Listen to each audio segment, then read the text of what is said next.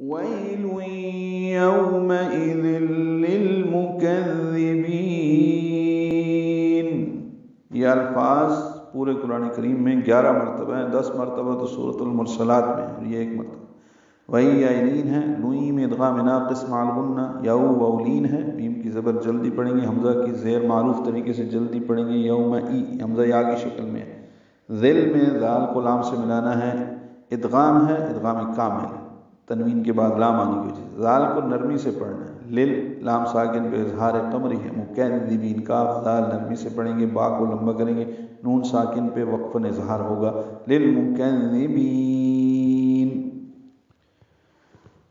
اس روز جھٹلانے والوں کے لیے تباہی ہے۔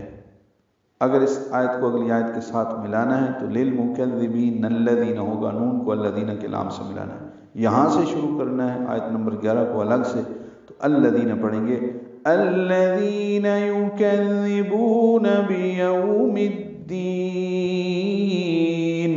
الذین کا حمزہ عارضی ہوتا ہے، لام سے ملانا ہے، ذال نرمی سے پڑھیں گے، ذی یا مدہ ہے، 2 حرکات لمبا کریں گے، یکذبون کاف دال نرمی سے پڑھیں گے، دال کو معروف طریقے سے جلدی ادا کریں گے، یکذبو او مدہ ہے، 2 حرکات لمبا ہے، بیو یو وولین ہے،